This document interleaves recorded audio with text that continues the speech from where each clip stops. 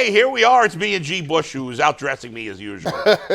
Very frustrating. Hey, you got to get it done. Got to get it done. That's right. All right, let's get it done. We've got a doctor with it. There's a doctor in the house.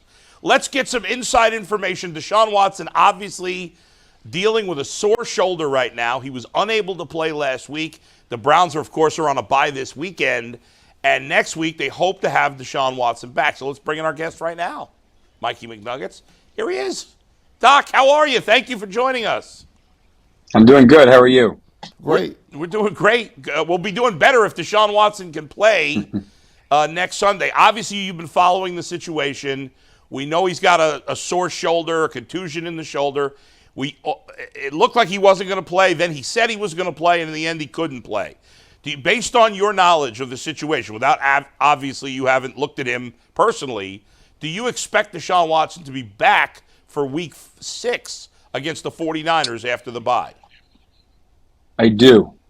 I think this is a unique situation where he was likely heading to go. Everything was pointing in the right direction, but he wasn't really able to throw a whole lot during the week. That was the problem, is that he couldn't really ramp up. And there's a couple different types of shoulder injuries. This is probably the mildest of all of them, which is ideal. But when you have inflammation of the rotator cuff, and that's the muscle you use to throw and really do anything with your arms, it becomes painful and frustrating, and it's going to impact your accuracy, your velocity, and you're just not going to be able to put the ball where you want to. And then he's probably like, hey, I have a bye next week. Why would I not use that to my advantage? DT obviously did not look the best, and as a result, they ended up losing. But I think in the long run, it was probably a better decision, because if he pushed it, re-injured it, then you could be looking at a significantly greater absence.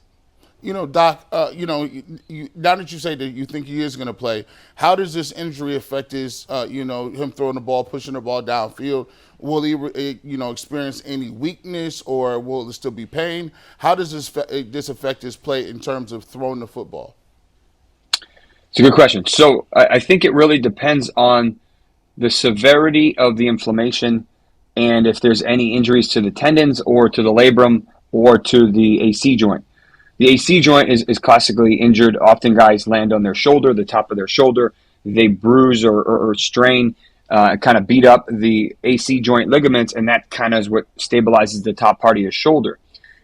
He reportedly doesn't have any of that. That's what happened to Derek Carr, and that's why he didn't look very good. But it doesn't sound like Deshaun Watson is dealing with that, which is good.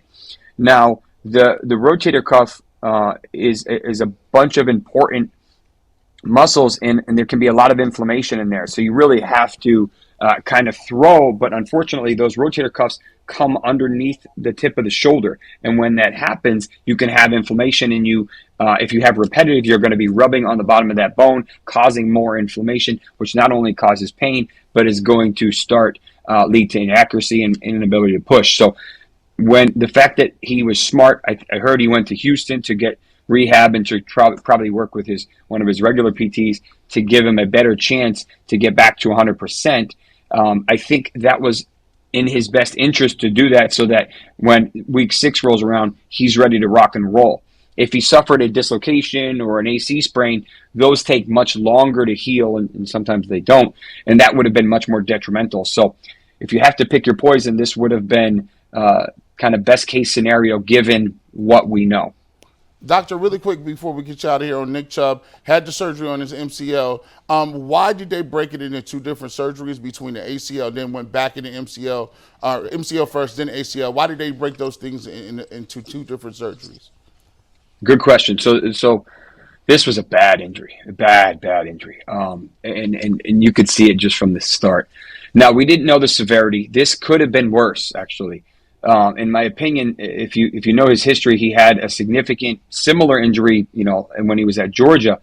And I think the surgically repaired ligaments and tendons probably prevented him from having a worse injury. But you don't really know the severity of the injury until you really open them up, because MRIs are only so good. When they went in, they saw, yes, we knew the MCL was pretty much fully torn. There's no way it couldn't have been torn based on the angle of his knee.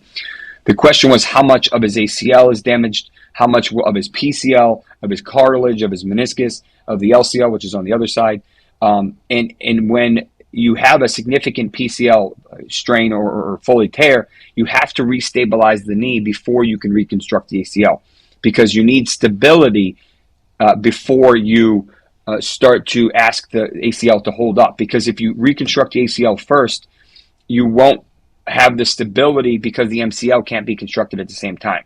So you have to do the stability first, then get some of the range of motion back, then do the ACL. So his real rehab won't start until the ACL is reconstructed. Dr. Morse, looks like a long road back for Nick Chubb. We appreciate the time. Thank you for joining us. Thanks, Doc. My pleasure.